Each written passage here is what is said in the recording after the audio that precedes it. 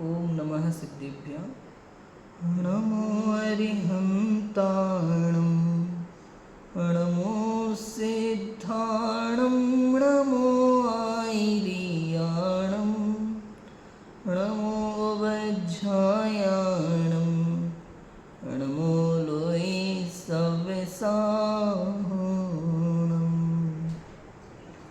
मंगलमय मंगलकरण वीतराग विज्ञान नमो ताहि जाति भय अरहंतादि महान। करि मंगल करे हो महा ग्रंथ करन को काज। जाति मिले समाज सब पावे निज पद राज। अनुभव चिंतामणि रतन अनुभव है रसकूप। अनुभव मार्ग मोक्ष को अनुभव मोक्ष स्वरूप। कविवर पंडित बनारसी दास जी द्वारा विरचित यह उपादान निमित्त की चिट्ठी मोक्ष मार्ग प्रकाशक ग्रंथ में सबसे लास्ट में परिशिष्ट फॉर्म में यहाँ दी हुई है, जिसका हम स्वाध्याय कर रहे हैं। सबसे पहले यहाँ उपादान निमित्त की चिट्ठी में बनारसी दास जी यहाँ स्पष्ट करते हैं कि भैया यहाँ दो प्रकार के उपादान निमित्त की चर्चा चलेगी। एक द्रव्यार्थिक निमित्त उपादान और एक पर्यायार्थिक निमित्त उपादान। द्रव्यार्थिक निमित्त उपादान का अर्थ है गुण भेद कल्पना और पर्यायार्थिक निमित्त उपादान का अर्थ है परयोग कल्पना। ठीक है, एक ही द्रव्य में जब गुण भेद किए जाएंगे, जब एक ही द्रव्य के दो गुणों में निमित्त उपादान देखा जाएगा तो वो द्रव्यार्थिक निमित्त उपादान है। और जब दो द्रव्य या दो अलग अलग द्रव्यों के गुणों में निमित्त उपादान का संबंध देखा जाएगा तो वो परयोग कल्पना पर्यायार्थिक निमित्त उपादान कहलाएगा। ठीक है, यहाँ पे सबसे पहले बनारसी दास जी ने द्रव्यार्थिक निमित्त उपादान को लिया है और उसमें चौभंगी सिद्ध की है। चार प्रकार से निमित्त उपादान का संबंध बैठाया है। एक तो अशुद्ध निमित्त अशुद्ध उपादान, एक शुद्ध निमित्त शुद्ध उपादान, एक अशुद्ध निमित्त शुद्ध उपादान और एक शुद्ध निमित्त अशुद्ध उपादान। इस प्रकार से चार प्रकार की चौभंगी कल की थी, उसकी चर्चा हमने बहुत सारी की थी। और फिर कहा था लास्ट में पेज नंबर 358 में सबसे ऊपर कि विशुद्धता से निर्जरा न होती तो एक इंद्रिय जीव निगोद से व्यवहार राशि में किस बल पर आता, क्योंकि ज्ञान तो वहाँ बिल्कुल अबुद्ध रूप है, गहल रूप है। ज्ञान गुण तो अजान रूप है, अबुद्ध रूप है, गहल रूप है। ज्ञान का तो कोई बल ही नहीं है वहाँ पे। तो चारित्र की विशुद्धता के बल पे वो निगोद से निकल करके मनुष्य गति तक पहुँच जाता है, सीधा चक्रवर्ती का पुत्र हो जाता है। और ये चारित्र की विशुद्धता एकदम सहज होती है, एकदम कुछ करना नहीं पड़ता है इसमें। ये बात ध्यान देने जैसी है। ये बात एक हमें समस्त संसार की चिंताओं से मुक्त कराने वाली बात है, एक तरह से देखा जाए तो। ये जो बात है, समझ में आया? जो हमें लगता है कि अपनी गति सुधारने के लिए ये करना वो करना वो करना वो करना, ये सब हमारी बुद्धि गलत दिशा में जा रही है कहीं ना कहीं। गति सुधारने के लिए कुछ किया नहीं जाता, बस सत्य की स्वीकृति और आनंद, गति सुधर जाती है अपने आप होता है। बोलो, मैंने कहा ना, चाह करके भी आप धर्म कर नहीं सकते, क्योंकि धर्म करने की चीज़ ही नहीं है। धर्म तो होता है, किया नहीं जाता। हमें लगता है हम पूजा पाठ करके, स्वाध्याय करके, शांति धारा करके, भक्ति करके, आरती करके धर्म करेंगे, तो ये भूल है, भूल है। ऐसे धर्म होता ही नहीं है, होता ही नहीं है। धर्म का संबंध सीधा सीधा परिणामों से है।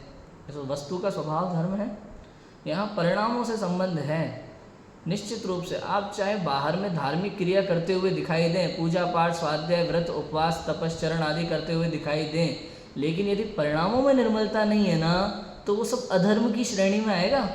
उससे पाप का बंध हो रहा है बराबर से। समझ में आ रहा है कि नहीं आ रहा? क्रियाओं से बंद नहीं हो रहा है, बंद तो परिणाम से हो रहा है, अभिप्राय से हो रहा है। समझ में आ रहा है कि नहीं आ रहा? उसका धर्म से कोई संबंध नहीं है।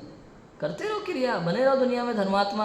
हो सकता है सारा संसार आपको धर्मात्मा मान के पूजे भी सही, उससे कोई मतलब नहीं करता, उससे कोई फर्क नहीं पड़ता। अंदर में परिणाम निर्मल हैं कि नहीं, ये महत्वपूर्ण है। बोलो। कई जीव ऐसे, चौथे गुणस्थानवर्ती जीव अनेक होते हैं ना, कई जीव ऐसे भी होंगे चौथे गुणस्थान में हैं, रोज पूजा पाठ और सब कुछ करते होंगे, दुकान पे 1 आध घंटा मुश्किल से समय देते होंगे और अधिक से अधिक स्वाध्याय करते होंगे बैठ करके घर में, षटखंडागम आदि का धवला, जय धवला, महाधवला का स्वाध्याय करेंगे, है ना। कई ऐसे चौथे गुणस्थानवर्ती जीव हो सकते हैं। कुछ चौथे गुणस्थानवर्ती जीव ऐसे भी हो सकते हैं जो मंदिर में जाएंगे, दर्शन करेंगे, एक भाव पूजन कर ली, उसके बाद दिन भर सुपर वेद विज्ञान की चर्चा दिमाग में चलती रहती है, ग्रंथ खोल के भी नहीं बैठ रहे, वो भी चौथा गुणस्थान है उनका। बोलो, ऐसा भी हो सकता है। कई जीव बाहर से धर्मात्मा लगते हैं लेकिन अंदर से नहीं होते, और कई जीव अंदर से धर्मात्मा होते हैं लेकिन बाहर से लगते नहीं है भैया। ये वस्तु स्वरूप है, समझ में आया। इसलिए कहा क्रिया में विशुद्धता, चारित्र विशुद्ध है और विशुद्ध चारित्र के बल पर जीव ऊर्ध्व गति की ओर जाता है, ऊर्ध्व गति की ओर जाता है। लेकिन ग्रंथि भेद ना हो तब तक मोक्ष मार्ग सच्चा प्रकट नहीं हुआ। मोक्ष मार्गी व्यवहार से कह सकते हैं, बोलो, जब तक भेद विज्ञान नहीं हो, आत्मानुभव नहीं हो, तभी भी एक चरणानुयोग की दृष्टि से मोक्ष मार्गी कहा जा सकता है जीव को, बाह्य आचरण के बल पर। लेकिन सच्चा मोक्ष मार्ग प्रकट नहीं हुआ। सच्चा मोक्ष मार्ग तो शुद्धोपयोग के बल पे ही कहा जाएगा। ग्रंथि भेद अर्थात भेद विज्ञान हो तो ही माना जाएगा। ठीक है, देखो अब लिखते हैं, अब और भी विस्तार सुनो। अब और विस्तार करते हैं, थोड़ा ज़्यादा नहीं करेंगे, थोड़ा ही करेंगे। देखो, जानपना ज्ञान का और विशुद्धता चारित्र की दोनों मोक्ष मार्गानुसारी हैं। दोनों कैसे हैं? मोक्ष मार्गानुसारी हैं, मोक्ष मार्ग का अनुसरण करने वाले हैं। कौन कौन? ज्ञान का जानपना, अच्छे से जानना, वस्तु स्वरूप को समझना, और चारित्र की विशुद्धता। इसलिए दोनों में विशुद्धता मानना। किन दोनों में विशुद्धता मानना?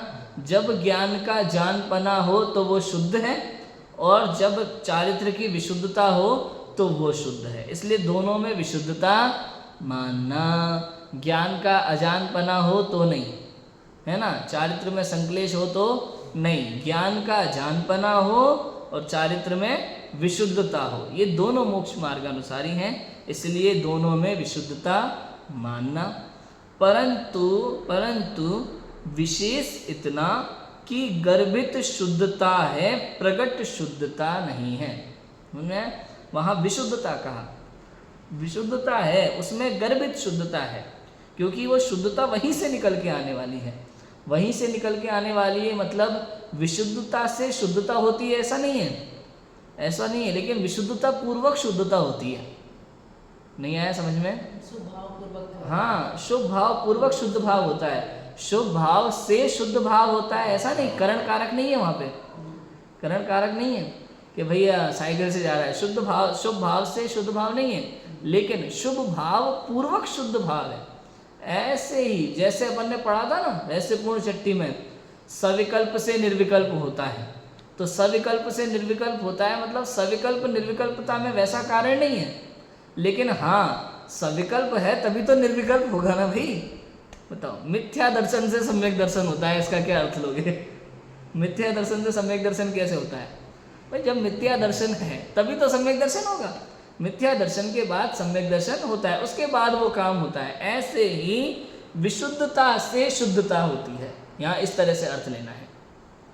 अब मतलब ये है कि भाई जो अशुभ है ना, अशुभ भाव, संक्लेश परिणाम, संक्लेश परिणाम से शुद्धता नहीं होती डायरेक्ट, समझ में आया?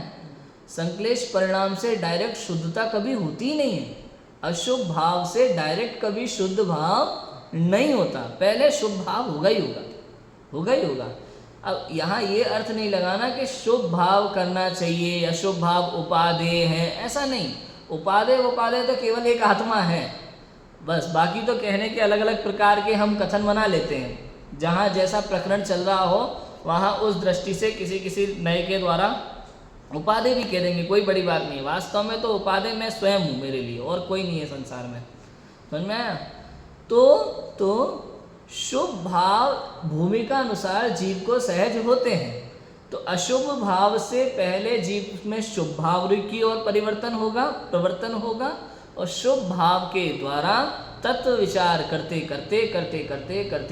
एक समय ऐसा आएगा जब विशुद्धता से शुद्धता की ओर भी जीव बढ़ जाएगा, शुभ भाव से शुद्धता की ओर बढ़ेगा, ऐसा होगा ना।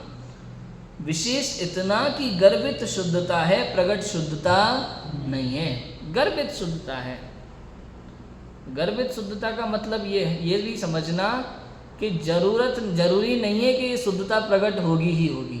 गर्भ में है ये तो कंपलसरी है। विशुद्धता में गर्भित शुद्धता तो है, लेकिन प्रकट शुद्धता नहीं है, तब तक वो किसी काम की नहीं है। बोलो, बच्चा गर्भ में है तो गर्भ में है, जब तक जन्म नहीं हुआ तब तक किसी काम का नहीं है मामला। समझ में है कि नहीं है? ये शुद्धता जो है ये विशुद्धता का बेबी है, गर्भ में पड़ा हुआ है। जब ये प्रकट होगा तो ही काम होगा, प्रकट नहीं हुआ तो कोई काम नहीं। बोलो, समझ में आया कि नहीं आया? इसमें कई चीज़ें, अभव्य जीव को भी गर्भित शुद्धता होती है भैया, अभव्य जीव को भी गर्भित शुद्धता होती है, बस ये उसकी शुद्धता गर्भ में ही मर जाती है, कभी प्रकट नहीं हो पाती, ऐसा है ना। कई जीव ऐसे हैं, भव्य जीवों में भी कई ऐसे हैं। बताओ, हम सबके अंदर गर्भित शुद्धता विद्यमान है अभी इसी समय, बस ये कि प्रकट नहीं हो पा रही है। प्रायोगिक लब्धि तक कई बार हम पहुंच जाते हैं, वहां तक पहुंचने के बाद भी करण लब्धि नहीं हो पाती। बोलो, करण लब्धि का पहला समय शुरू हो गया ना तो सम्यक दर्शन पक्का है, पक्का है। ये समझ लो कि एरोप्लेन से गिरा दिया, नीचे फेंक दिया, अब धरती पे गिरना पक्का है। करण लब्धि का पहला समय ऐसा है। इन दोनों गुणों को गर्भित शुद्धता जब तक ग्रंथि भेद ना हो तब तक मोक्ष मार्ग नहीं साधती। बताओ, कितना ही उत्कृष्ट से उत्कृष्ट शुभ भाव हो, कितनी ही ज्ञान और चारित्र में विशुद्धता हो, जब तक ग्रंथि भेद नहीं है, जब तक शुद्धोपयोग नहीं है, आत्मानुभव नहीं है, वेद विज्ञान नहीं है, तब तक मोक्ष मार्ग को नहीं साधती। सीधा सिंपल है। कितनी ही उत्कृष्ट विशुद्धता हो भाई सब चारित्र में, परिणामों में कितनी ही उत्कृष्ट 28 मूल गुणों का पालन चल रहा हो भाई, कोई दिक्कत नहीं, परिणाम इतने निर्मल हो कि अरिहंतों के प्रति उत्कृष्ट भक्ति चल रही हो, उत्कृष्ट से उत्कृष्ट भक्ति, तो भी कहते हैं कि भैया ये तो मोक्ष मार्ग में बाधक है, साधक नहीं है। बाधक है, साधक नहीं है। गर्भित शुद्धता है, जब तक ग्रंथि भेद ना हो, जब तक स्वपर का भेद विज्ञान ना हो, जब तक स्वपर का भेद विज्ञान ना हो, ये मैं हूँ ये मैं नहीं हूँ ऐसा भेद विज्ञान ना हो, पर की ओर से विकल्प ना छूट जाए, पर की ओर से विकल्प ना छूट जाए, केवल स्वयं का आनंद न रह जाए, तब तक मोक्ष मार्ग नहीं साधती, तब तक मोक्ष मार्ग नहीं सकता। परंतु ऊर्ध्वता को करे, पर ऊर्ध्वता तो करता है, ऊर्ध्वगमन तो होता है इस जीव का, किसके बल पर? विशुद्धता के बल पर, गर्भित शुद्धता के बल पर, विशुद्धता के बल पर, शुभ भाव के बल पर, मंद कषाय के बल पर क्या होता है? ऊर्ध्वता तो होती है, ऊर्ध्वगमन तो होता है। अवश्य करे ही, देखो क्या लिखा, परंतु ऊर्ध्वता तो करे, अवश्य करे ही, अवश्य करे ही। ये एक तो बैलेंस होता है, ये बैलेंस है विद्वानों का लिखने का, कि मतलब कोई ऐसा भी ना हो कि बिल्कुल अपन की शुद्धोपयोग की भाषा पढ़ करके निश्चयवासी हो जाए, और ऐसा भी नहीं हो कि हमने शुभोपयोग को इतना बल दे दिया कि अब इसी से मोक्ष मार्ग होगा। एक एक बात को कितनी बारीकी से रख के स्पष्ट कर रहे हैं, कितनी बारीकी से रख के स्पष्ट करें कि भटक मत जाना, भ्रम ना मत। देखो, परंतु ऊर्ध्वता तो करे, ये लिखने का क्या मतलब आया कि ये पक्का है कि आप शुभ भाव का निषेध मत करो इस तरीके से। ये मत कह देना कि जैसे कि मंदिर जाने से कुछ नहीं होता, कुछ नहीं होता मत कहना, पर बोलो मोक्ष मार्ग में कुछ नहीं होता, देखा जाए तो मोक्ष मार्ग में कुछ नहीं होता। लेकिन भाई साहब, जब तक आपका मोक्ष मार्ग नहीं सधता ना, तब तक ये ऊर्ध्वगमन करता है, ऊर्ध्वता तो करता है। ये सब बाह्य निमित्त हैं, जिन मंदिर, स्वाध्याय, तत्व विचार, ये सब क्या है? ये बाह्य निमित्त है, मोक्ष मार्ग में निमित्त हैं।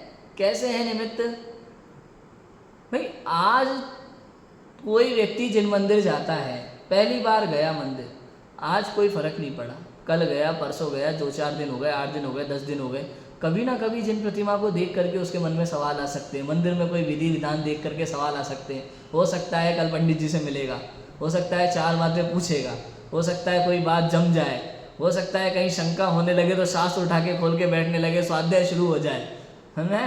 हो सकता है मंदिर में दर्शन करने गया, इतने दिनों बाद स्वाध्याय सभा चल रही है, कोई बात कान में पड़ गई और जिंदगी भर बैठ गया। क्या नहीं हो सकता बताओ। इसलिए इनको बाह्य निमित्त का निषेध नहीं करना।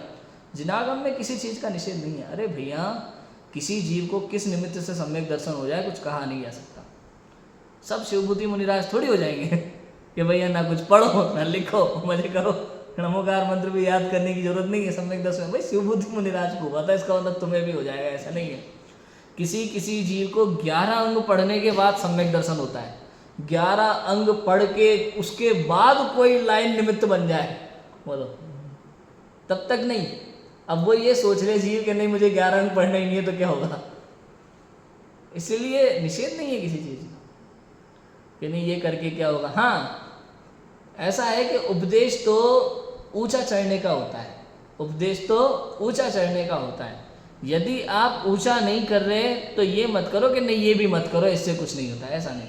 आप ठीक है, अगर आप ज़्यादा तत्व विचार नहीं कर पाते, स्वाध्याय नहीं कर पाते, लेकिन मंदिर पूजा पाठ करते हैं, तो हम तो ये कहेंगे स्वाध्याय करो, तत्व विचार करो, लेकिन ये नहीं कहेंगे इससे कुछ नहीं होता, ये भी छोड़ दो।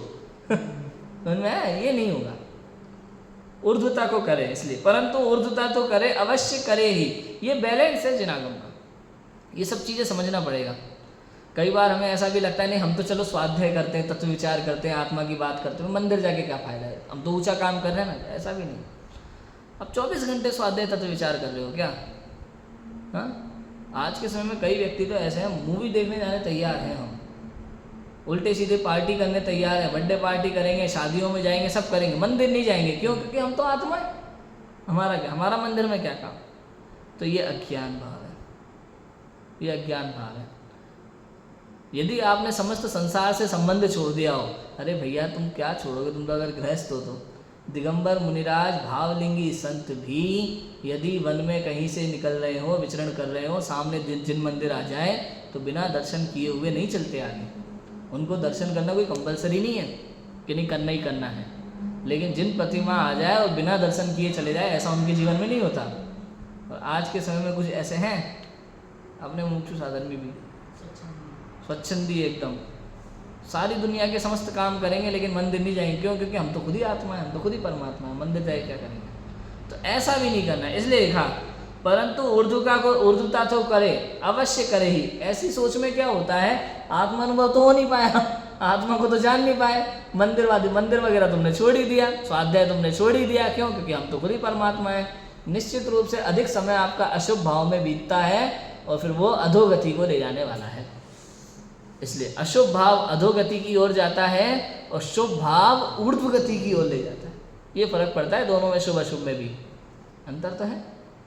मोक्ष मार्ग नहीं चलता तो क्या हुआ, ऊर्ध्वगति तो जाता है। और चूंकि मोक्ष मार्ग ऊपर है तो आधे रास्ते ले जाएगा, ऐसा मान सकते हो आप।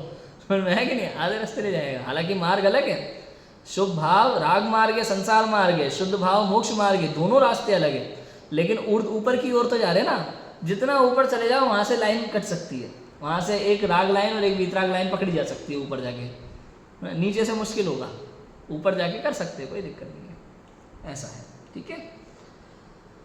इन दोनों गुणों की गर्भित शुद्धता जब ग्रंथि भेद होता है तब इन दोनों की शिखा फूटती है, तब दोनों गुण धारा प्रवाह रूप से मोक्ष मार्ग को चलते हैं।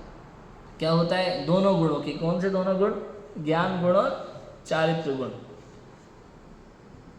दोनों गुणों की गर्भित शुद्धता जब ग्रंथि भेद होता है, जब भेद विज्ञान होता है, सीधा ग्रंथि भेद माने सीधा भेद विज्ञान, ये मैं हूं ये मैं नहीं हूं, ऐसा ग्रंथि भेद होता है, तब इन दोनों की शिखा फूटती है। शिखा फूटती है माने जैसे अग्नि की लौ एकदम फूटती है ना, या ऐसा मान सकते हैं कोई एकदम से, जैसे बीज हो बादाम है ना, बादाम, और बादाम को तोड़ो तो एकदम से अंदर की मीगी निकल के बाहर आ जाए, ऐसा शिखा का फूटना है, एकदम से शिखा फूटना।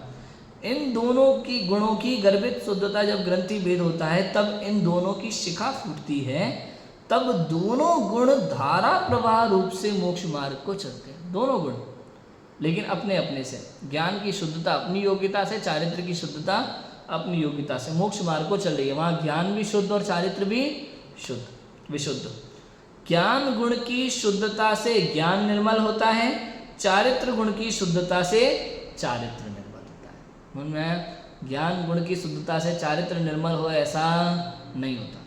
ज्ञान गुण की शुद्धता से ज्ञान निर्मल होगा, चारित्र गुण की शुद्धता से चारित्र निर्मल होता है। वह केवल ज्ञान का अंकुर, वह यथाख्यात चारित्र का अंकुर है। तो वो जो ज्ञान गुण की शुद्धता है ना, वो सीधा केवल ज्ञान का अंकुर है, बीज है केवल ज्ञान का। और चारित्र गुण की विशुद्धता, वो चारित्र यथाख्यात चारित्र का अंकुर है, बीज है। बोलो थोड़ा समझे भाई साहब। निगोदिया जीव के जो विशुद्धता है ना चारित्र की, जिस विशुद्धता के बल पर वो नित्य निगोद में से निकल के बाहर आ रहा है, या इतर निगोद में से भी निकल के बाहर आ रहा है, जिन मंद कषाय के बल पे वो बाहर आ रहा है, उस मंद कषाय के परिणाम में, उस चारित्र की विशुद्धता में यथाख्यात चारित्र का अंकुर है। नई बात समझ में, यथाख्यात चारित्र का अंकुर है उस विशुद्धता में। क्यों? ये विशुद्धता तो आगे जाके यथाख्यात चारित्र बनेगा ना, अभी बीज है, कोई बात नहीं, बीज है।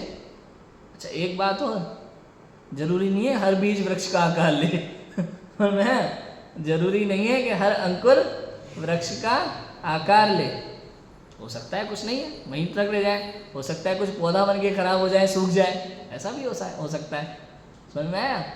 तो लेकिन बीज तो है, ये बात तो पक्की है।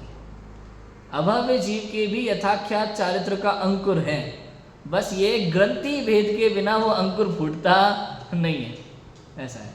इसलिए भेद विज्ञान चाहिए, शुद्धोपयोग चाहिए, आत्मानुभव चाहिए। इसलिए बार बार कहा जा रहा है भैया, बाकी सब हमने अनंत बार किया, अनंत बार किया, एक नहीं किया तो आत्मानुभव नहीं किया। आत्मा की बात भी सुनना महापुण्य का उदय है। कई लोग तो ऐसे मिलते हैं जिनको आत्मा की बात सुनना ही नहीं, आत्मा वाली बात से डर लगता है। अरे लोग तो ये हैं, उन्होंने हमें आत्मा वाला घोषित कर दिया, सोनगढ़िया माने आत्मा वाले। अरे भैया, आत्मा की बात के बिना जैन शासन में कोई बात ही नहीं है। जैन शासन में एक एक शास्त्र में केवल और केवल आत्मा की महिमा है और किसी की नहीं। आत्मा की महिमा है। पंच परमेष्टि की भक्ति करते हुए भी कुंद आचार्य क्या लिखते हैं, बताओ क्या लिखते हैं कुंद आचार्य? अरिहंत सिद्धाचार्य पाठक साधु है परमेष्ठिपण, सब आत्मा की अवस्थाएं आत्मा ही है शरण। बताओ, ये जो परम पूज्य पंच परमेष्टि हैं, ये पंच परमेष्टि, ये जो पद है अरिहंत सिद्धाचार्य, ये पर्याय है, ये सब आत्मा की अवस्थाएं हैं। वास्तव में तो इन पांचों को भी आत्मा शरण है और तुमको भी एकमात्र आत्मा ही शरण है। पूरा का पूरा जैन दर्शन आत्मा पे टिका है। और जो धर्म के नाम पर समस्त धार्मिक क्रियाएं कर लेता है, पूजा पाठ स्वाध्याय भक्ति दान धर्म, करोड़ों का दान दे लेता है, बहुत बड़े बड़े धार्मिक कार्यक्रम सांस्कृतिक कार्यक्रम करा लेता है, लेकिन आत्मा को नहीं जानता, तो समझना वो धर्म की ABCD नहीं जानता। क्या नहीं जानता? धर्म की ABCD नहीं जानता। घंटों घंटों पूजा विधान करे, खूब करोड़ों का दान दे, इंद्र बन जाए, सब बन जाए, कोई फर्क नहीं पड़ता। यदि तुम आत्मा के बारे में नहीं जानते, यदि तुम्हें 6 द्रव्य 7 तत्वों का नॉलेज नहीं है, वस्तु स्वरूप का ज्ञान नहीं है, प्रयोजनभूत तत्व की समझ नहीं है, इसका मतलब आपको धर्म की ABCD नहीं पता। ABCD नहीं पता जैन दर्शन की। बताओ, अब अगर डिवाइड करो जैन धर्म में, तो ऐसे कितने लोग होंगे जिनको 7 तत्व 6 द्रव्यों की समझ होगी? बताओ, समझ में आ रहा है कि नहीं आ रहा? पंडित टोडरमल जी ने 7 तत्व संबंधी भूलें निकाली हैं। अच्छे अच्छे लोगों की भूलें निकल जाएंगी उसमें। अच्छे अच्छे जो विद्वान बैठे हो ना, पढ़ पढ़ के जो 7 तत्वों का प्रवचन कर चुके हो, वो भी अगर जिन्होंने कभी मोक्ष मार्ग प्रकाशक नहीं पढ़ा हो, वो पढ़े, तो उन्हें पता चलेगा, अरे हम तो यहाँ भूल कर रहे थे संवर निजरा में, ये क्या चक्कर है? आश्रम बंद ये किसे कहा है? संवर निजरा या किन कारणों से कहा है? हम तो किन कारणों से समझ रहे थे? ऐसी भूलें निकल आती हैं। समझ में आया? ऐसा होता है। चारित्रिक गुण की शुद्धता से चारित्र गुण निर्मल होता है। वो केवल ज्ञान का अंकुर और यथाख्यात चारित्र का अंकुर है। वो जो ज्ञान है, ज्ञान कौन सा? मिथ्या दृष्टि अज्ञानी जीव का जानपना, वो जो ज्ञान की सम्यकता है, शुद्धता है, वो केवल ज्ञान का अंकुर है। बताओ राजू भाई, हम जो ये विचार कर रहे हैं कि भैया अनंत बार ये जो अपन विचार करते हैं दिन भर, ये जो हम विचार करते हैं कि भैया कोई दम नहीं है संसार में, सबको एक दिन जाना है। संसार में कोई सुखी ना आज तक हुआ है ना हो सकता है। आत्म कल्याण ही एकमात्र मोक्ष का मार्ग है, दूसरा कोई मार्ग नहीं है। मैं भिन्न, शरीर भिन्न, स्त्री पुत्र मकान दुकान पूर्णतः भिन्न। ये जो हम दिन रात बातें करते हैं, तत्व चर्चा करते हैं, विचार करते हैं, ये क्या है? ये ज्ञान का सम्यकपना है, ये ज्ञान की शुद्धता है, ये शुद्ध निमित्त है। और क्या है? ये केवल ज्ञान का अंकुर है, ये केवल ज्ञान का बीज है। यहीं से केवल ज्ञान प्रकट होना है। बोलो समझ में है कि नहीं है? धीरे धीरे धीरे धीरे यही हमारी जो ज्ञान की सम्यकता है, ये मिथ्यात्व अवस्था में जो सही तरीके से वस्तु तत्व का विचार हो रहा है, ये जो ज्ञान की शुद्धता है, यही ज्ञान बढ़ते बढ़ते ग्रंथि वेद के बिना बाद सम्यक ज्ञान हो जाएगा और आत्मा के बल से धीरे धीरे धीरे धीरे ज्ञानावरण कर्म के अभाव पूर्वक केवल ज्ञान हो जाए। यही ज्ञान, इसलिए कहा ये ज्ञान का, केवल ज्ञान का अंकुर है। ऐसे ही यथाख्यात चारित्र, ऐसे जो चारित्र गुण है, मंद कषाय है, ये जो हमारे निर्मल परिणाम होते हैं, अरे कुछ भी होने तो क्या फर्क पड़ रहा है? संसार में जो होना है वही हो रहा है। केवल ज्ञानियों को फर्क नहीं पड़ रहा तो हम कौन है? ऐसे देखो, जरा जरा सी बात पे विचलित मत हो, परेशान मत हो, दुखी मत हो, कुछ बदलने का भाव मत लाओ। परिवर्तन की सोच ही मिथ्या सोच है, परिवर्तन की सोच ही मिथ्या है, मिथ्या है। बोलो सम्य शिखर पे कब्जा कर ले कोई तो उससे क्या बिगड़ जाएगा? हमारा क्या नुकसान है? बताओ, नुकसान है कुछ? जो अपना नुकसान मानता है वो मिथ्या दृष्टि है। बस सम्यक दर्शन से कब्जा हो जाए, सॉरी सम्यक शिखर जी पे कब्जा हो जाए तो क्या फर्क पड़ेगा उससे? कुछ फर्क नहीं पड़ना। आपके स्वभाव पे कब्जा करने की किसी में ताकत नहीं है भैया। हालांकि किया हुआ है कर्मों की सेना ने, एक तरीके से देखा जाए तो, लेकिन आपको थोड़ा तलवार लेके खड़ा होना है। युद्ध लड़ो मोह राजा से, लड़ा था ना सिद्ध चक्र विधान की पहली जयमाला में अपन ने। युद्ध लड़ो मोह राजा से, मजा आएगा, सब जीत लोगे आप। जिन जिन ने कब्जा करके बैठे हुए ना अपने राज्य पर, चेतन रूपी राज्य पर, आप सारे कर्मों को भगा सकते हो, पूरी की पूरी 148 की सेना। और मैं अकेला जीव राजा, मैं अकेला जीव राजा अनंत गुणों की शक्ति लेकर के मैं लड़ सकता हूँ। बोलो, अनंत गुणों की शक्ति लेकर के अनंत कर परमाणु से ऐसे ही भिड़ जाएंगे हम आराम से, कोई फर्क नहीं पड़ता। समझ में आ रहा है? लड़ो, कोई दिक्कत नहीं है। जीव राजा को मोह राजा से लड़ना है। दुनिया भर से लड़ने से कुछ नहीं होगा कि भैया शिखर जी पे कब्जा कर लिया तो उनसे लड़ लो, हैं? कोई हमारे इधर ऐसा कर रहा है तो उनसे लड़ लो, कोई वैसा कर रहा है तो उनसे लड़ लो, किसी ने हमारा पैसा चुरा लिया, किसी ने हमें ठग लिया, किसी ने हमें धोखा दे दिया, ये क्या पागलपन है? उससे कुछ नहीं होगा। इन सबसे अनंत बार लड़े, अनादिकाल से लेके आज तक। बताओ, अनादिकाल से लेके आज तक पता नहीं कितनी बार हमारा लॉस हुआ, नुकसान हुआ, किसी ने धोखा दिया, हजारों बार धोखे खाए होंगे, हजारों बार दुखी हुए होंगे, हजारों बार बाह्य कारण ऐसे बने होंगे, उनसे हजारों बार हम लड़े होंगे। हजारों बार नहीं, अनंत बार हम सबसे लड़े कि तूने धोखा दिया, तूने नुकसान किया, तूने मेरे घर से ये चुरा लिया, तूने ये कर लिया, वो कर लिया, तेरी वजह से मेरा ये नुकसान हो गया। अनंत बार लड़े हम दूसरों से, एक बार भी आज तक मोह राजा से नहीं लड़े, मोह राजा से नहीं लड़े। इसलिए मोह राजा से लड़ो, मोह राजा से लड़ना बाकी रह गया, दुनिया से नहीं। कल कर ले, कोई कर ले, कब्जा कर ले, हमारे घर पे कर ले, परिवार पे कर ले, दुनिया पे कर ले, कोई दिक्कत नहीं है। बताओ, पुतिन को करना है ना, अपना इलाका बढ़ाना है, रूस वाले को, है ना, बढ़ा ले, कोई दिक्कत नहीं है। कहाँ ले जाएगा? हाँ, कहाँ ले जाएगा? बताओ, अपने घर के लिए हम कितने शानदार शानदार फर्नीचर लगवाते हैं आज के समय में, है ना। आज के समय में पहले तो अलमारियाँ बनती थी घर में साथ में ही, जैसे आपको ये दिख रहा है ना, इतना बड़ा, इतनी बड़ी बड़ी आलू हो जाते थे घरों में। अलमारियाँ होती थी खूब बड़ी बड़ी, अंदर गहरी, इधर हाथ डालो, फिर इधर से अंदर से ले जाए हाथ, तो अंदर तक सामान रख लो, रजाई गद्दे रख लो, इतनी अलमारियाँ होती थी पहले गहरी। और आजकल फर्नीचर पर लगने लगे, बड़े फर्नीचर, बहुत शानदार फर्नीचर बनते हैं ऊपर से लेके नीचे तक, घर में, किचन में, रसोई में, सब। लेकिन आपको पता है अंत समय में एक ही फर्नीचर बनता है सभी लोगों का, 2 बांस के डंडे और बीच में 4-5 डंडियाँ। अंत समय में एक ही फर्नीचर साथ में जाता है, तुम्हारा कोई फर्नीचर साथ में नहीं जाता, वो वहाँ तक शमशान घाट तक। बोलो क्या कर लिया ये सब करके? ये वाला कलर, ये वाला डिजाइन, कुछ नहीं रखा इन चीज़ों में। अब कोई ना कोई ये कहेगा नहीं ये जरूरी है, हम संसार में जीते, सांसारिक व्यवस्था। जिसको संसार जरूरी लगता है उसको मोक्ष मार्ग जरूरी नहीं लगता, उसको आत्मा जरूरी नहीं लगता। कहीं ना कहीं किसी भी दृष्टि से यदि आपको संसार की महिमा आती है, मैं ये नहीं कह रहा नहीं आएगी, नहीं आनी चाहिए भैया, भूमिका अनुसार आती है, आएगी, लेकिन उसको सही मानना गलत है। समझ में आया कि नहीं आया? भूमिका अनुसार संसारिक चीज़ों की महिमा आती है, आती है। हमें अपने टैलेंट की महिमा आती है, हमें अपने लौकिक गुणों की महिमा आती है। लौकिक गुण समझ रहे हैं? कुछ ना कुछ चीज़ में अच्छा ज्ञान हो तो उसे लौकिक गुण कहा जा सकता है। आर्ट हो, टैलेंट हो, हमें इसकी महिमा आती है गुण स्थान प्रमाण, कोई दिक्कत नहीं है। लेकिन इस स्वाध्याय की दृष्टि से यदि आप देखो, समझो, तो इसकी वैल्यू जीरो है, जीरो है कहीं से कहीं तक। आप संसार में कोई भी अच्छे से अच्छा कार्य कर लो, उसकी कोई कीमत नहीं है। आप केवल अपने से दूर जा रहे हो और कुछ नहीं। आप अपना घर सजा रहे हो बाहर में, जिनवाणी कह रही है अपने से दूर जा रहे हो, बस और कुछ नहीं।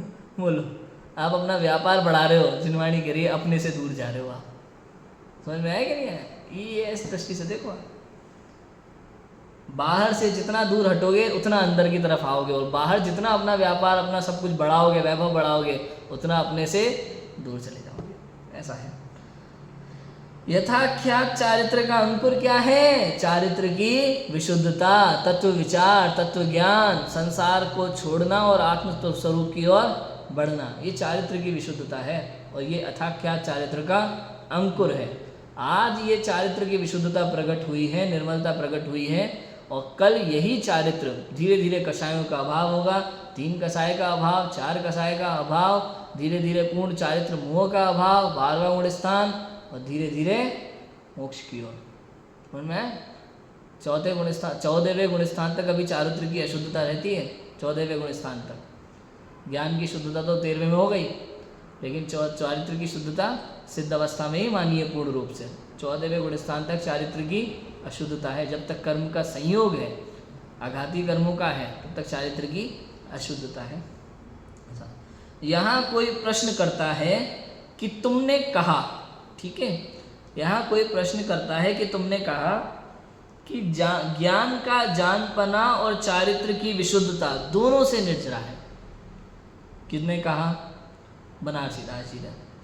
आप नहीं लिखा, तुम लिखा है। यहाँ कोई प्रश्न करता है कि तुमने कहा कि ज्ञान का जानपना और चारित्र की विशुद्धता दोनों से निर्जरा है। वहाँ ज्ञान का जानपना से निर्जरा ये हमने माना, ठीक है। ज्ञान सम्यक ज्ञान से तत्व विचार के समय पे जो ये अकाम निर्जरा हो रही है वो हमने समझा, हमने ये माना। चारित्र की विशुद्धता से निर्जरा कैसे, ये हम नहीं समझ पा रहे। ये बनारसी दास जी ने जानबूझ के प्रश्न उठाया, क्योंकि उन्हें पता था कि जो लोग स्वाध्याय, जिन्होंने ये प्रश्न पूछा है, भाई साहब वो स्वाध्यायी कितना होगा ये समझ लो। जिस व्यक्ति ने ये प्रश्न पूछा है उपादान निमित्त के विषय में, इतना तो बनारसी दास जी समझ गए कि ये स्वाध्यायी जीव है, गहन अभ्यासी जीव है।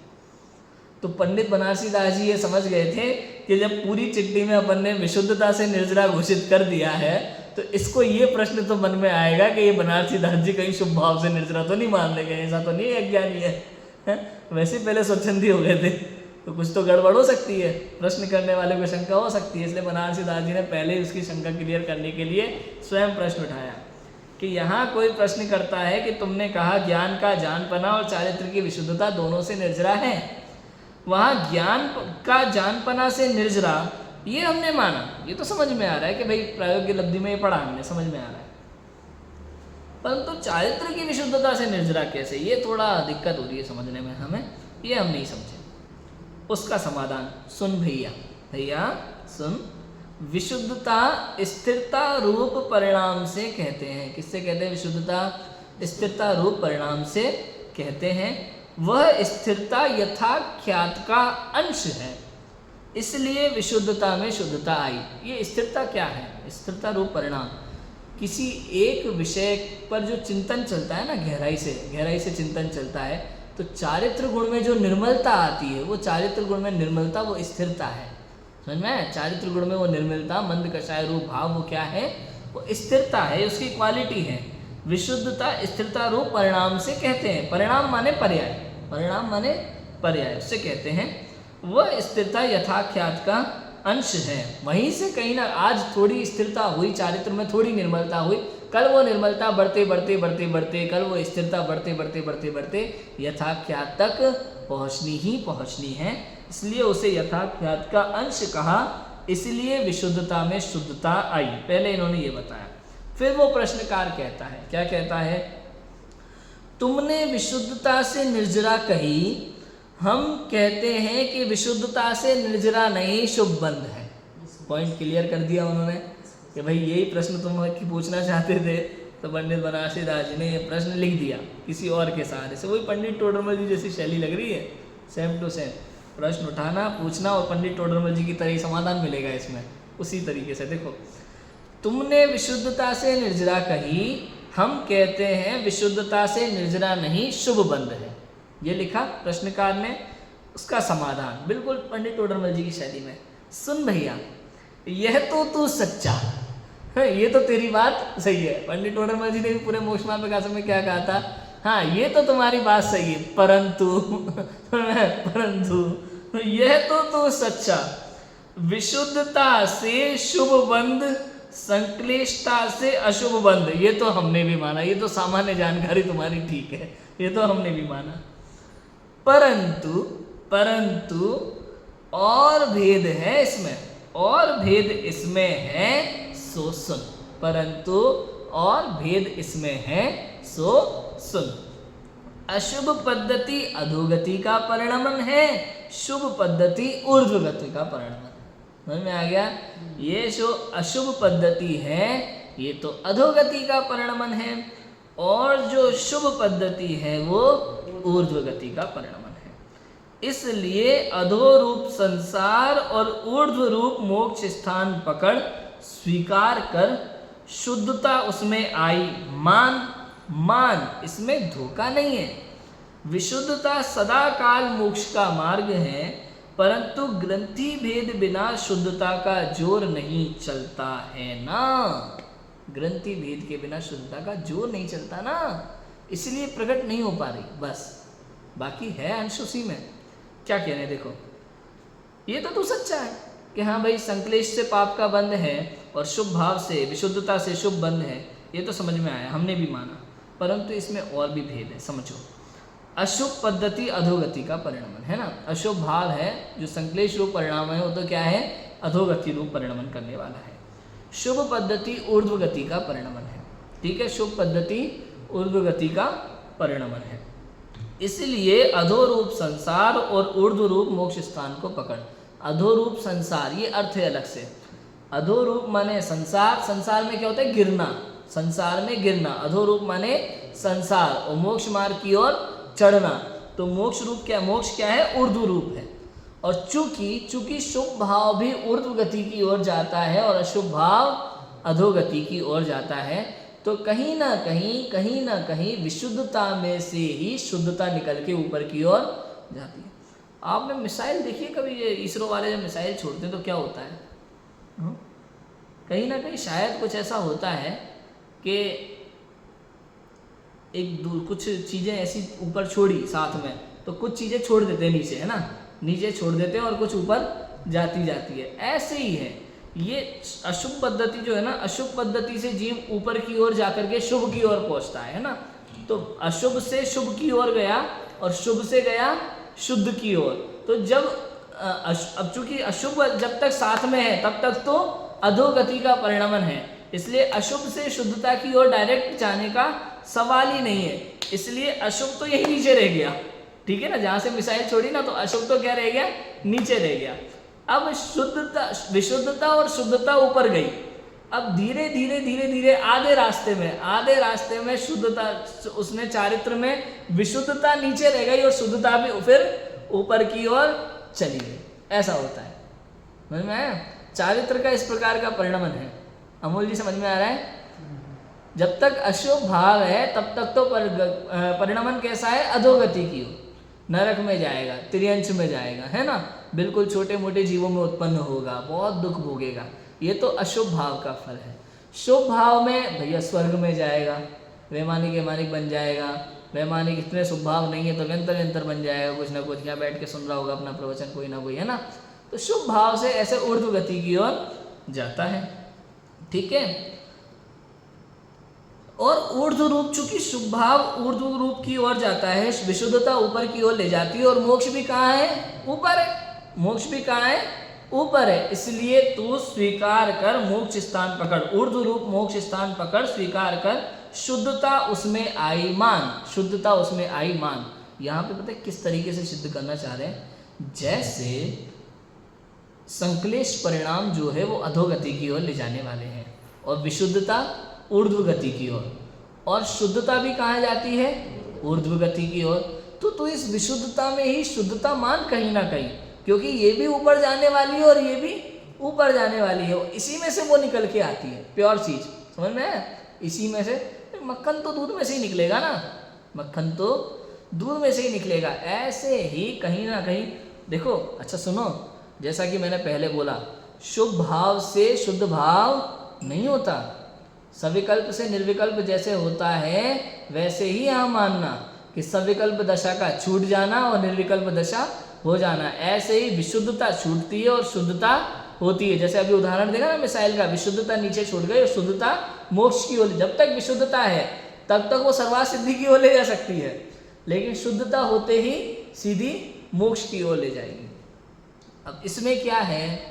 इसमें यह है कि दोनों ऊर्ध्व गति की ओर जानी है, इसलिए कहीं ना कहीं उसमें शुद्धता मान, शुद्धता तो है। चारित्र गुण का जो परिणमन है उसमें 3 इस तरह की पर्याय हैं, अशुभ भाव, शुभ भाव और शुद्ध भाव।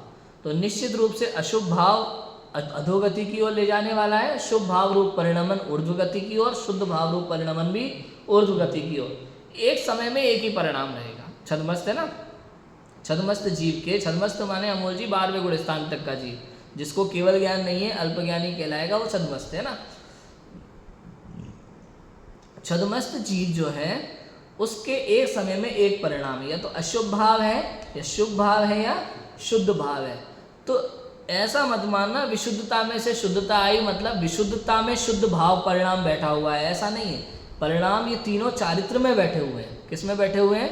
ये गुण के, चारित्र गुण के परिणाम है। तीनों एक समय की पर्याय हैं, लेकिन हाँ पहले अशुभ थी, अशुभ के बाद फिर कभी शुभ पर्याय आ गई, शुभ के बाद शुद्ध। कभी भी अशुभ के बाद सीधी शुद्ध नहीं आ रही है, बस ये समझना है ना। इसलिए विशुद्धता में से निशुद्धता आई, ऐसा कह रहे हैं। ऊर्ध्व रूप मोक्ष स्थान पकड़, स्वीकार कर, शुद्धता उसमें आई मान, मान इसमें धोखा नहीं है। जब विशुद्ध धारा चली तब उस चारित्र में एक समय शुद्धता भी आई, ऐसा मान। इसलिए विशुद्धता से शुद्धता मान, इसमें धोखा नहीं है। विशुद्धता सदा काल मोक्ष का मार्ग है, सदा काल मोक्ष का मार्ग है विशुद्धता। इसका मतलब भाई साहब विशुद्धता हुए बिना मोक्ष मार्ग मिलता नहीं है, इसलिए विशुद्धता ही सदा काल मोक्ष का मार्ग है। मोक्ष का मार्ग कहाँ तक होता है पता है? मोक्ष का मार्ग होता है 14वें गुण स्थान तक, 4थे गुण स्थान से लेकर के 14वें गुण स्थान तक मोक्ष का मार्ग है। और अगर इस दृष्टि से देखें तो पहले गुण स्थान से ही 14वें गुण स्थान तक मोक्ष मार्ग कह दिया, एक तरह से देखा जाए तो। किस दृष्टि से? गर्भित शुद्धता की दृष्टि से। गर्भित शुद्धता की दृष्टि से अगर हम सब भी तत्व विचार करते हैं, बताओ प्रायोगिक लब्धि वाला जीव जिसको सम्यक दर्शन नहीं हुआ आज तक, वो मोक्ष मार्गी है कि नहीं? 100% मोक्ष मार्गी है। क्यों? क्योंकि वो प्रयोजनभूत तत्व का विचार कर रहा है। ये बात अलग है प्रकट हुआ कि नहीं हुआ मोक्ष मार्ग। मोक्ष मार्ग प्रकट हो जाए तो अलग दृष्टि से मोक्ष मार्गी कहा जाता है। वो सम्यक दृष्टि से मोक्ष मार्ग प्रारंभ कहा, प्रकट हुआ ना, प्रारंभ कहा, लेकिन प्रारंभ ना हो तो भी मोक्ष मार्गी हो सकता है। बोलो, नहीं हो सकता? गर्भ में जो जीव आया है उसको मनुष्य कह सकते हैं कि नहीं कह सकते? मनुष्य के गर्भ में जो जीव आया, जबकि जन्म भी नहीं हुआ उसका, नहीं हुआ, वो एक अलग बात है, लेकिन वो इस गति में तो आ गया ना, उसकी मनुष्य आयु तो पूरी हो गई भैया। हुई कि नहीं हुई बताओ? कोई बालक गर्भ में आया तो उसकी मनुष्य आयु हुई कि नहीं हुई? एक मनुष्य आयु पूरी हो गई उसकी। वो इतनी आयु लेके आया था, 2 महीने 3 महीने 4 महीने 5 महीने, जितने महीने का गर्भ रहा हो उतने महीने की आयु लेके आया था। उसकी एक मनुष्य आयु पूरी हो गई वहां पे। समझ में आया? तो ऐसी गर्भित शुद्धता है, सदा काल मोक्ष का मार्ग है, वो वही है मोक्ष का मार्ग। मोक्ष का मार्ग का विशुद्धता को बताओ इस दृष्टि से देखो। अभी तक हमने कभी नहीं देखा इस दृष्टि से कि भैया हम तो यही माने 4थे काल से मोक्ष मार्ग आरंभ होता है, और ये लेकिन यहाँ कह रहे भाई मोक्ष मार्ग आरंभ हो जाता है वो ग्रंथि भेद के बाद ही होता है, ये बात आपकी सही है, लेकिन रास्ता तो इसने भी पकड़ा ना, वो रास्ता सही पकड़ा, बस ये है कि इसको सब भेद विज्ञान नहीं है अभी। बोलो अमोल जी, आपकी टिकट पक्की हो गई कारंजा की, 10 अक्टूबर की है ना, 8 अक्टूबर की मान लो, कोई बात नहीं, तो 8 अक्टूबर की आपकी ट्रेन पक्की है कारंजे की। अब कोई भी पूछता है तो अपन यही कहेंगे ना, 8 तारीख को मैं कारंजा जा रहा हूँ, मैं कारंजा जा रहा हूँ। जा रहे हो क्या आप अभी कारंजा? नहीं जा रहे। कब जाओगे? 8 तारीख को। वास्तव में आपकी यात्रा तो तब शुरू होगी जब आप यहाँ से गाड़ी में बैठ के निकल जाओगे, लेकिन टिकट पक्की होना भी एक तरह से यात्रा का प्रारंभ होना है। बोलो समझ में आया कि नहीं? एक तरह से ये अपेक्षा कथन है। उसी दृष्टि से सम्यक दर्शन तो क्या है, वैसे अपन दे सम्यक दर्शन मतलब टिकट पक्का मोक्ष मार्ग का, लेकिन यहाँ कह रहे हैं भैया जब टिकट पक्का होगा वो सब ठीक है, ट्रेन में बैठेंगे वो सब ठीक है, लेकिन अभी भी फाइनली विचार तो उसी का चल रहा है ना। बोलो बोलो, नहीं बात समझ में? आपको शिखर जी यात्रा के लिए जाना है, सम्यक शिखर जी के लिए यात्रा के लिए आपको जाना है। अब आपने सोच लिया यार मोक्ष सप्तमी पे चलेंगे, 2 महीने पहले से विचार शुरू हो गया, तो विचार शुरू होना भी कह रहे हो ये मार्ग है शिखर जी का। ये भी शिखर जी का मार्ग है। क्यों क्यों क्यों कहा? क्योंकि भाई साहब विचार हुए बिना व्यक्ति टिकट नहीं लेता। एंड टाइम पे करेगा तो भी विचार तो होगा, भले 10 मिनट के लिए हो, 5 मिनट के लिए हो, 2 मिनट के लिए हो, विचार तो होगा। वो विचार विशुद्धता है, इसलिए उसको भी यात्रा कहा जाएगा। समझ में आया कि नहीं आया? ऐसे ही है, इसमें विशुद्धता में सुधार। ये सदाकाल मोक्ष का मार्ग है। सदाकाल माने हमेशा। हमेशा क्यों? क्योंकि सदाकाल हमेशा ऐसी विशुद्धता हुए बिना मोक्ष मार्ग मिलता नहीं है। लिखा ना, तत्व विचार हुए बिना सम्यक दर्शन नहीं होता, तत्व विचार पूर्वक ही सम्यक दर्शन होता है, बिना विचारे नहीं होता। समझ में आया कि नहीं आया? इसलिए वो तत्व विचार भी क्या है? सदाकाल मोक्ष का मार्ग है। बोलो, सम्यक दर्शन तो सदाकाल मोक्ष का मार्ग है ही, लेकिन सम्यक दर्शन के पूर्व जो तत्व विचार चल रहा है वो तत्व विचार भी सदाकाल मोक्ष मार्ग है। इसलिए कहा विशुद्धता सदाकाल मोक्ष का मार्ग है, परंतु ग्रंथि भेद बिना शुद्धता का जोड़ चलता नहीं है ना। समस्या यह है, ग्रंथि भेद बिना शुद्धता का जोड़ चलता नहीं है। फिर एक यहाँ उदाहरण लिखा है, जैसे कोई पुरुष नदी में डुबकी मारे, फिर जब उछले तब देव योग से, देव योग माने पुण्य का उदय, पुण्योदय से उस पुरुष के ऊपर नौका आ जाए, या देव योग माने कोइंसिडेंस कह सकते हैं। हाँ, भाग्य से, हाँ भाग्य से, कोइंसिडेंसली, पुण्य का उदय जो भी है, या अब यहाँ तो पाप का उदय रहेगा देखा जाए तो। जब उछले तब देव योग से किसी कारण से, किसी कारणवश उस पुरुष के ऊपर नौका आ जाए, तो यद्यपि वह तैराक पुरुष है तथापि किस भांति निकले, फिर भी किस भांति निकले, उसका जोर नहीं चलता। बहुत कलबल करे, बहुत हाथ पैर मारे, परंतु कुछ वश नहीं चलता। उसी प्रकार विशुद्धता की भी ऊर्ध्वता जाननी, इसलिए गर्भित शुद्धता कहिए। वह गर्भित शुद्धता ग्रंथि भेद होने पर मोक्ष मार्ग को चली, अपने स्वभाव से वर्धमान रूप हुई, तब पूर्ण यथाख्यात प्रकट कहा गया। विशुद्धता की जो ऊर्ध्वता वही उसकी शुद्धता। इतना समझो, कोई व्यक्ति समुद्र में डूब गया, छलांग मार गया, नाव से गिर गया, तैराक था भाई साहब, हाई लेवल का तैराक था, लेकिन अब वो जब ऊपर की ओर तो आया तैर करके, लेकिन ऊपर आ गया ये बड़ा जहाज, अब वो निकल नहीं पा रहा, अटक रहा है। अब इसमें उसकी क्या गलती? समझ में आया कि नहीं आया? ये है गर्भित शुद्धता। ऊपर की ओर तो जा रहा है विशुद्धता पूर्वक, 9वें ग्रह तक जा रहा है आत्मज्ञान के बिना। समझ में आया? विशुद्धता से ही तो जा रहा है, 9वें ग्रह तक कैसे जा रहा है? विशुद्धता से जा रहा है, लेकिन ग्रंथि भेद नहीं हो रहा। वो नौका जो ऊपर सर पे खड़ी है ना, कहीं ना कहीं से ऊपर शुभ भाव बैठा हुआ है, उसी को धर्म मान लेता है। कई बार तो ऐसा होता है, ऊपर नहीं आ पा रहा उसके, हालांकि वहां से ऊपर आया अपने बल पर, चारित्र के बल पर, चारित्र की विशुद्धता के बल पर 9वें ग्रह तक गया, लेकिन उसके ऊपर जाने के लिए क्या चाहिए? ग्रंथि भेद चाहिए। समुद्र के ऊपर एकदम नाव के भी ऊपर, पानी के ऊपर आए तो क्या चाहिए? उसको हटाना पड़ेगा। ऐसा है, ग्रंथि भेद के बिना ऊपर नहीं आएगा। ऐसे उसी प्रकार विशुद्धता की भी ऊर्ध्वता जानी, जैसे वो तैराक अपने बल से ही ऊपर आया, तो ऐसे ही कोई भी जीव चारित्र की विशुद्धता से ऊपर अपने बल से आता है। इसलिए गर्भित शुद्धता कहिए, वो गर्भित शुद्धता ग्रंथि भेद होने पर मोक्ष मार्ग को चले। जब वो नाव हट जाए तो वो भी ऊपर आ जाए, ऐसे ही जब ग्रंथि भेद हो जाए तो वो सच्चे मोक्ष मार्ग की ओर परिणमन करेगा। अपने स्वभाव से वर्धमान रूप हुई, जब व्यक्ति अपने स्वभाव का आश्रय लेगा ग्रंथि भेद के बाद, तो अपने स्वभाव से वो स्वभाव के बल पर ऊर्ध्वता की ओर बढ़ेगा और धीरे धीरे धीरे धीरे 10वें गुण स्थान तक पहुंच करके 12वें गुण स्थान तक पहुंच करके यथाख्यात चारित्र भी प्रकट करेगा। विशुद्धता की जो ऊर्ध्वता है वही उसकी शुद्धता, विशुद्धता जो ऊपर की ओर बढ़ती जाती है वही उसकी शुद्धता है, फिर वो विशुद्धता रह जाती है, शुद्धता प्रकट हो जाती है, ऐसा होता है। समझ में आया? इसके बाद और भी कुछ सुना रहे हैं यहाँ पंडित बनारसी दास जी। अपना समय हो गया है, कल अपन इसकी बाकी की चर्चा करेंगे। जो 2-3 पैराग्राफ हैं, उसके बाद पर्यायर्थिक निमित्त उपादान का एक छोटा सा पैराग्राफ है, उसकी चर्चा हम कल करेंगे। अभी की बात को नाम देते हैं। ओम नमः शिवाय।